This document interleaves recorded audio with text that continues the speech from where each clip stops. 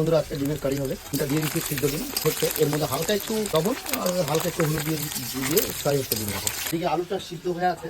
এরপরে আমরা ফোড়নে দিব তেজপাতা, শুকনো লঙ্কা আর গোটা জিরা।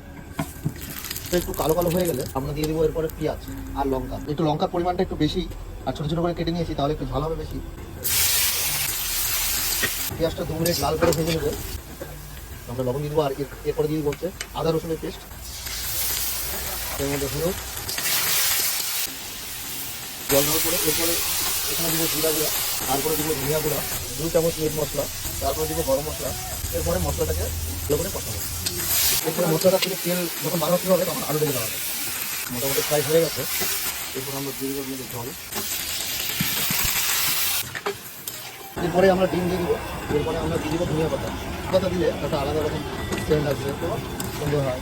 আমাদের রান্না কমপ্লিট, দেখো খুব সুন্দর হয়েছে।